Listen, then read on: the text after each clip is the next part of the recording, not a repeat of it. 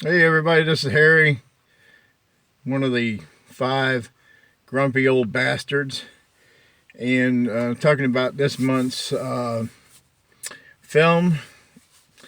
And basically, the five grumpy old bastards is a sort of like a film club uh, where we pick each one of us pick a film each month to discuss. Last month it was Ian. He had picked a film called Three Women. And then this month, it was my pick. And we had three choices to pick from. One of them was The Lodger, uh, Alfred Hitchcock movie. And then can't remember what the other one was right off the top of my head. And then I picked The Searchers, 1957 film, um, starring John Wayne and also Ward Bond and Vera Miles, directed by John Ford. And so we agreed to do this film. A couple of guys had not seen this film, or they hadn't seen it in a long time, and have forgotten how what a great film it is. A lot of people go, "Oh, John Wayne. I don't want to watch John Wayne," because the reputation John Wayne has with his movies is that he just plays himself in movies. It's a John Wayne movie. He never changes character in films, which is not true. They Some people talk about Clint Eastwood doing the same thing in his Dirty Harry movies or some of his westerns. He just plays Clint Eastwood. He just plays the same character over and over again, nothing different. Uh, it might be true with some films, John Wayne's, a lot of them because he's done a lot of westerns. Um, but in The Searchers, it's definitely not true. He had given his best performance, in my opinion, in this film. He actually, he was snubbed the Oscars for this film. He wasn't even nominated. The film wasn't even nominated for anything that year for the Academy Awards. Um, and but it's considered one of the best westerns ever made. It was on the list for the first time in 1989 when the Library of Congress was doing their films that need to be saved. This was on the first 25 films to be preserved by the Library of Congress that was culturally significant. And the only award that it won, it was funny enough, is I wrote notes this time, was it won a Golden Globe for Patrick Wayne, John Wayne's son. He plays a bit part in this as a messenger for a cavalry unit, and gets picked on by Ward Bond and John Wayne in this movie. But he won a Golden Globe for the most promising newcomer in film. So that's The Searchers. Pretty much snubbed. John Wayne finally won an Oscar for True Grit, which was about 10 years after this, 11 years after The Searchers was made. And which is a good film. True Grit's a good film, but I don't think it was. Wayne's performance in that film wasn't as good as it was in The Searchers. And why I say that is because John Wayne played a very dark character in this film. Ethan Edwards, a Confederate soldier, come back to roost, come back to, well, not roost, but come back home to his brother's homestead after the war. My feeling is that John Wayne's character was a renegade who wasn't your typical soldier. Kind of ran in and went in and terrorized people. That's the feeling I got from it. Went into towns, did raids, stuff like that. Kind of shook things up. But he came back, and a different man from the war than when he had left. And he has a very dark side to him. He has a nephew in the film, actually a boy that he had found and saved that by the Comanches. It was part Indian and part white, and his name is Martin, and John Wayne, the character played by Jeffrey Hunter. John Wayne has really nothing nice to say to this man. Since he came back, he was known as Uncle Ethan, and the boy says, "I'm not your father, I'm not your uncle, I'm not this and not that. Don't call me that. My name is Ethan." And so that sets the tone for him. He has with that relationship through the movie. Most people probably have watched this movie and know that it's about a Comanche raid.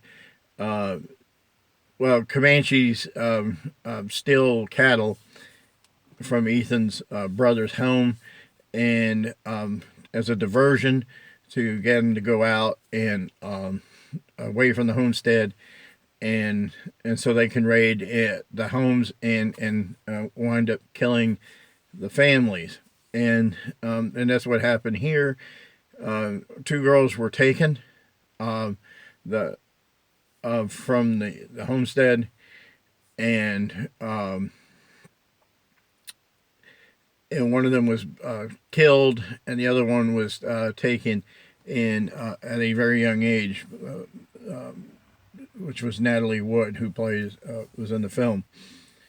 But at the time, there was a young actress playing it, and over the years, Natalie Wood, when they found her, was her character. So the Searchers is based on that. Is that they've been searching all these years to find the girls to bring them home, and it is a hard movie to watch at times, because if you're watching John Wayne's character, you're not used to him being that dark of a character. He's a very bigoted man, a racist, especially against Comanches. And it shows a lot in his nephew, when his interactions with his nephew, and the way he talks to them, and talks about them. Like I said, very, very dark side to John Wayne in this movie, and it was, but that was part of his performance. There's a scene where him, Martin, and I think it's Harry Carey Jr. are together, and they come across a camp, Indian camp, and they wanted to go down there and see that one of the girls was down there, because he thought Martin thought he saw one of the girls down there, and John Wayne says that she's not down there, and then he's like, "Oh, how do you know?" He says, "Well, I didn't want to have to tell you, and I don't want to spill it out to you." And it was very emotional, very dark, yelling, John Wayne getting very deep, and that's shows that I'm not good at explaining these things, but anyways, it shows how deep of an actor, when pushed, that he can come, when he's just yelling, and you can see the spit coming out of his mouth, and you could actually feel his pain when he said that I found one of the girls and she was dead. And, and what happened? You want me to spill it out to you, or spell it out to you? that was something that, very intense. Yeah.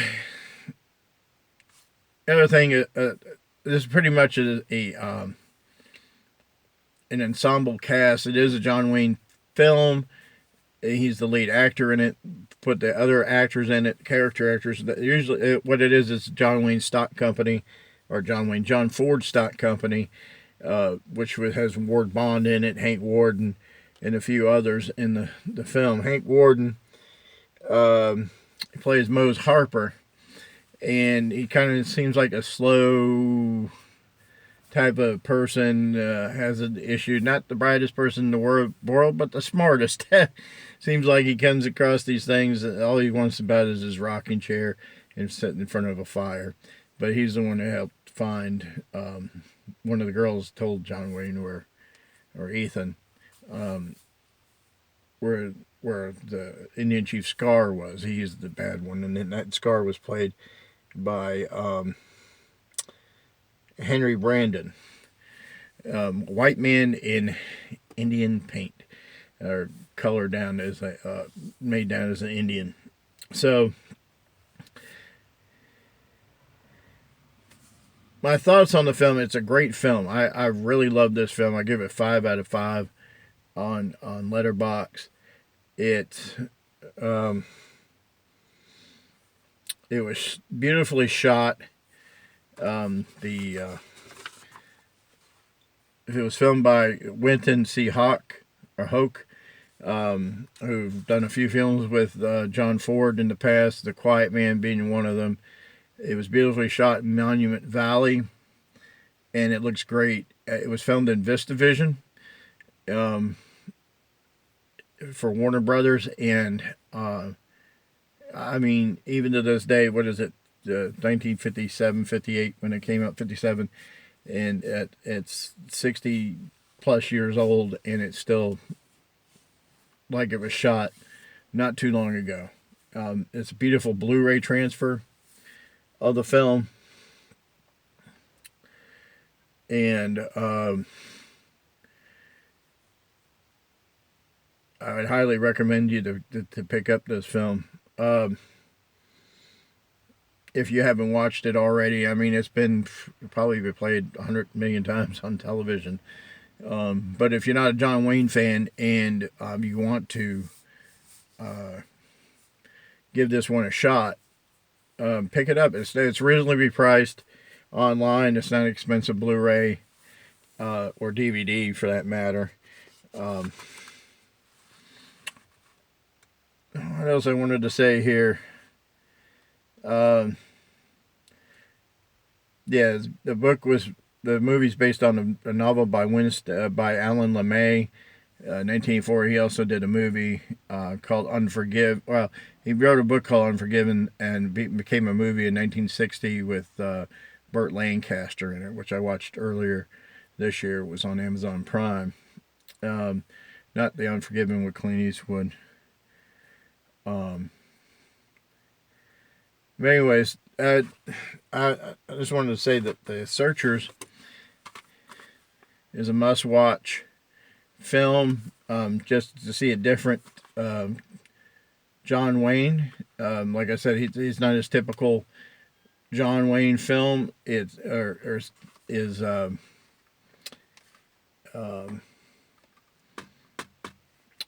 character, I guess you want to say. He is very dark, very mean at times. The other thing I wanted to say about this too, because I'm just kind of rambling on shit here. I had everything focused in my mind, and it never comes out the way I want to. But the other thing was that there's a line he says in this film several times called "That'll Be the Day," and Buddy Holly, the Crickets, saw this film, and that line gave him the idea to write his big hit number, "That'll Be the Day." So that's a little trivia there for that. And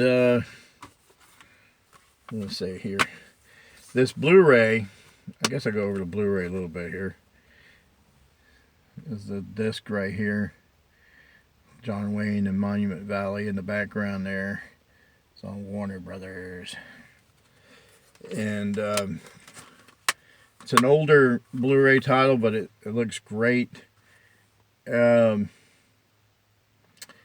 it has a ton of special features here. New digital high-definition transfer from restored VistaVision picture and audio elements, featurettes, and a commentary by John Ford biographer Peter Bogdanovich, which is he's always interesting to listen to. Vintage behind-the-camera segments from the Warner Brothers Presents TV series and the theatrical trailer. And anyways, it's worth a pickup to watch it. If you're not a John Wayne fan, at least give this one a shot.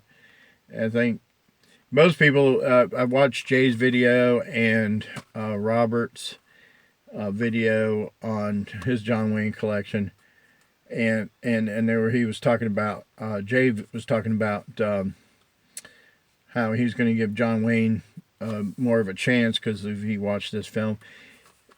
Now, the thing about with John Wayne, there are some great films he's made, and then there's stinkers. I think John Ford, the ones he's done with John Ford, like Fort Apache, The Quiet Man, such like that, Long Voyage Home, John Ford pushes John Wayne in his films to get the best out of him. He doesn't glide through these films. I've always heard that John Ford gave shit to John Wayne over the years while they're filming, treated him badly on the set. But I think that was basically to get the performance that he wanted for the character out of John Wayne. So that's, and it shows in this film, and it shows in the other John Ford films. Stagecoach is another one that John Ford directed. And they have a long history, and maybe one day we'll go through that, the John Ford, John Wayne films, but it goes back to the silent days, their relationship. Anyways, gone on too long, 18 minutes of rambling bullshit. John Wayne, The Searchers, buy it, pick it up, Pilgrim.